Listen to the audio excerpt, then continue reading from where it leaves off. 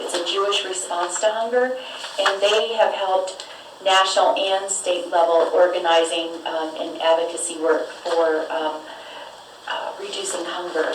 So they are interested, and they've already been helping New Mexico Center on Law and Poverty, and also to the food bank.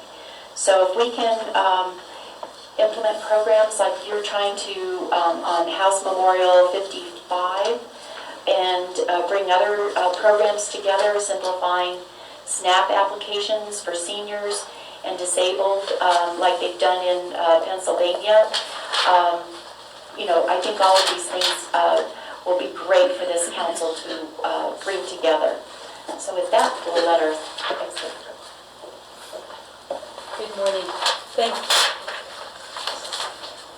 Good morning, Madam Chair, and thank you to Representative Sarah Maestas Barnes for taking a lead in the effort, and also to Representative Joanna Ferraro. When the End Hunger Conference for New Mexico convened in Albuquerque last September, our organization, Interfaith Hunger Coalition, called for a broader vision to eradicate hunger in New Mexico. This vision calls for a broad and bipartisan effort, including the state legislature, state agencies, and organizations that participate in hunger relief and advocacy. The face of hunger includes all New Mexicans. It takes on the bigger picture of poverty, joblessness, economic inequality, and improved education. As our New Mexico legislature creates the Hunger Council that brings in all the players, this common political will unites and fortifies a vision to end hunger. In tackling New Mexico's endemic and persistent poverty and hunger, House Memorial 90 takes a long-term and proactive approach rather than a piecemeal reaction to the symptoms of hunger.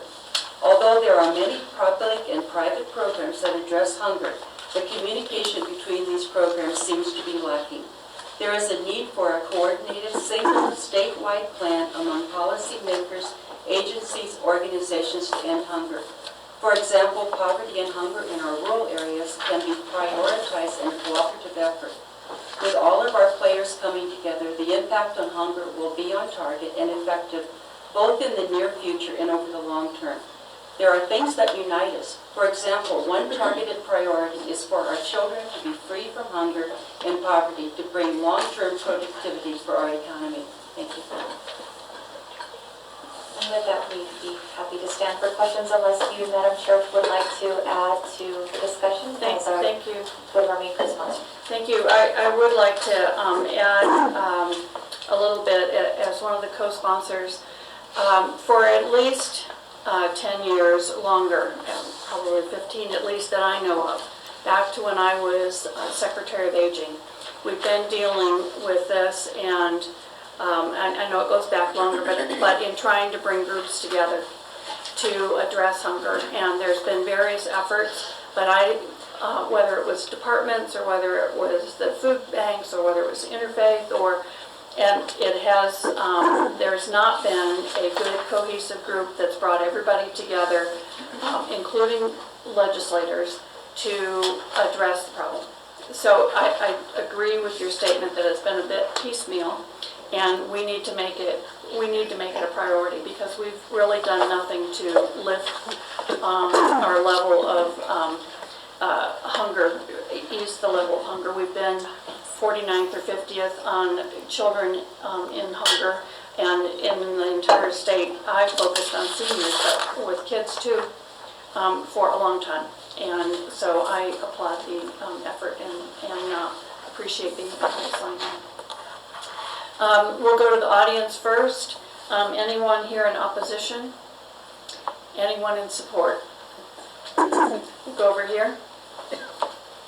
Kathy Comal, New Mexico Association of Food Banks. So, of course, we stand in support of this, Madam Chair, members of the committee. And there was a very successful hunger task force that was in place for a few years under the Richardson administration. It was a good model, and we would love to see a return to that kind of statewide, bipartisan, interagency cooperation and collaboration. Thank you. Patty Keene, New Mexico Academy of Nutrition and Dietetics, among other things, and a registered dietitian nutritionist. I stand strongly in support of this. This has been a thorn represented my side in the work that I do for the last 14 years that I've been here in New Mexico, to not see that cohesiveness. So I'd love to see this happening, and would just encourage that the council be sure to include a registered dietitian nutritionist on there, because that may not be a position within a state agency that's included in the council, because we have a really good level of expertise to really help connect the impacts of hunger and health. So that would just be my only point. Thank you. Ruth? Madam Chairman, the committee was offered with Lutheran Advocacy and the Mexico County churches and the Interfaith and Elder Council. So I'm very happy that this is brought forward, and thank the sponsors for doing it. It's very important to New Mexico, and another opportunity for us all to work together for solutions to this very dire situation in New Mexico. Our issues agenda is completely surrounded and is concentrated on these issues, and it's an opportunity to work with the council. Thank you. Anyone else that wants to speak? Karen? Madam Chair, members of the committee, Karen Whitlock with the National Association of Social Workers. I wish that I'd had time to work with you guys closer on this, but this has been a great discussion. But we stand in really strong support and hope to be a part of this council, because obviously our clients are the ones that are facing the most hunger security issues, as well as the food deserts that they face in rural areas. Thank you very much. Thank you. Any other members of the committee? Representative Townsend. Thank you, Madam Chair.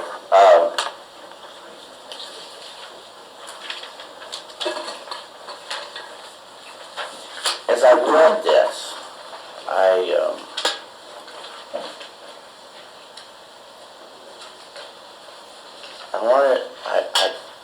I agree with what you're trying to do, and I understand the need. Paula and I spend some Thursdays doing a what we call packs of love in our teacher, where we pack up backpacks for kids, going to school that have issues, supported by one of those nasty oil companies that sometimes are demonized, but they spend a lot of money doing the good things too, I'll tell you. But I think one of the, and I hope it comes from this study, that there is not a single thing that we can do in New Mexico that solves all of our problems more than putting people to work and giving them employment opportunities where they can provide for themselves. I think it's so critical because it does such for self-esteem and family values that it's really critical. Do you plan on trying to work that in and do a diligent effort of identifying issues around employment? Thank you, Madam Speaker and Representative Townsend. It's not specifically laid out in the memorial per se, but I think that it does address a critical issue that does relate to hunger. But one thing that I think sometimes gets lost in this discussion, and people often think that individuals that are suffering from poverty or they're hungry is due to the fact that they just don't want to work, or they're refusing to go make that effort. Oftentimes you have elderly individuals or people that are disabled. I represented individuals with disabilities for many years, and I certainly recognize the level of depression that would often set in with these individuals because they wanted to work, but because of their physical and or mental disabilities, they were unable to do so. But I think it certainly should be part of the discussion, and I hope to be part of this council as we go forward, and would be happy to talk about those issues and ensure that it's something that is continually discussed. Do you have anything else? I'd just like to say that poverty is the basis for hunger, and we need to look at that poverty issue really strongly. I agree, and I would urge you to look not only at a symptom of the problem, but what the problem really is, and so that we really try to help people just survive, but to do much better. And that is what we should all be doing, is trying to make a platform so that families can not only just survive, but that they can do much, much better and can be,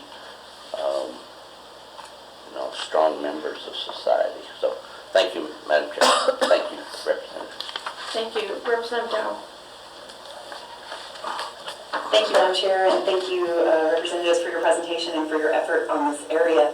I'm looking at the memorial and reading it. You had a response only from Children, Youth, and Family Services, and I see that the memorial focuses a lot on children. But, I am very interested in this, and I hope that I'll get to be one of the legislators that work on it. Right now at our senior meal sites, the reimbursement rates for senior meal sites in one of the 3 counties that I represent is $2.50 a meal. And in northern parts of the state, over $10 a meal. There is major disparity. And the seniors in my community are at the highest population of seniors living in poverty in one of my counties. And they have the lowest reimbursement rate in the state. That's not fair, it's not right, and they're hungry. They're very hungry. And the senior meal sites barely staying open in that county. And knocking on doors absolutely breaks my heart to see the conditions that these seniors are living in and the type of food that they're eating. It's very sad. So I hope that seniors can be involved in this as well. What's happening? Did you want to make a comment on that? Madam Chair and Representative Rebecca Dow, a few years ago, I was chairing a panel at the New Mexico Hunger Summit, and almost everybody that came to that panel was from the southern part of the state and was working with senior hunger. And so we are well aware of the disparity that goes on there. And what really struck me was how many volunteers were driving seniors to the site and how many volunteers were running any food sites for those seniors. So yes, there is a lot of disparity. Thank you, Madam Chair and Representative. And the only reason that particular senior meal site is open, the only one left in the county, is because of volunteers and because of fundraisers and the efforts of local civic groups to try to keep it open because our seniors are so hungry. I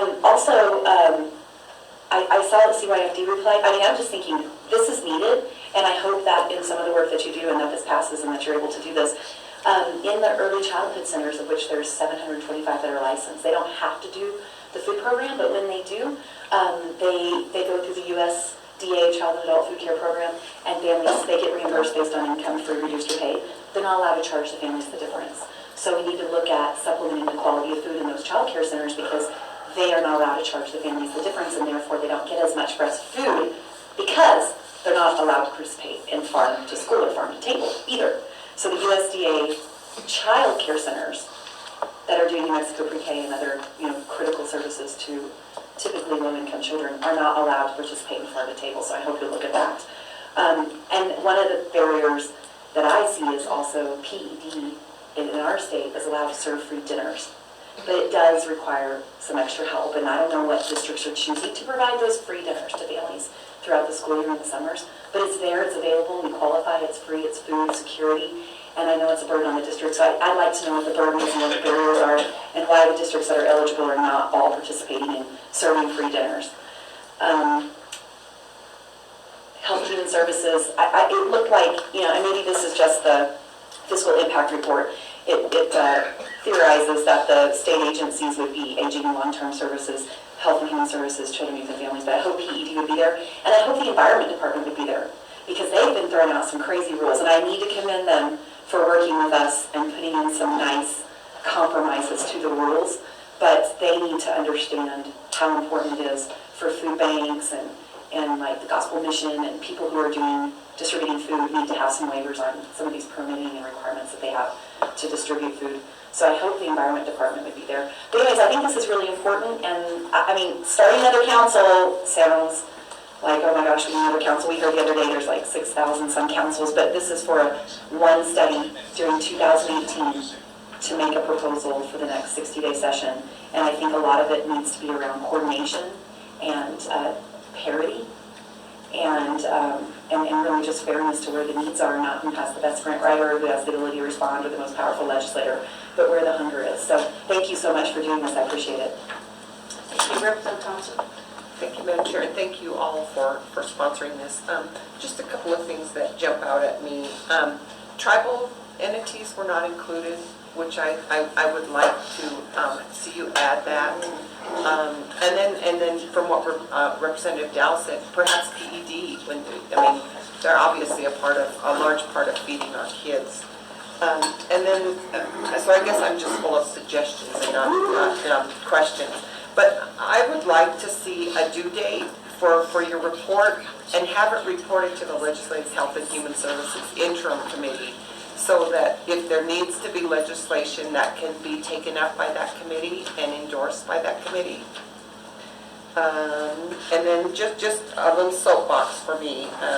On page 3, line 3, New Mexico has the highest rate of working families who live below the poverty line at 17%.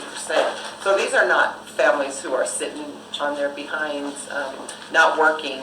There's a lot of retirees, there's a lot of people with disabilities, and there's a lot of families who are working for minimum wage jobs, which are not living wage jobs. And I think we need to keep that in mind, that these are not freeloaders. These are people who just cannot make it in this economy with what they're paid. So, Madam Chair, if you would think about making those changes, I think it would make a stronger memorial. So thank you, Madam Chair.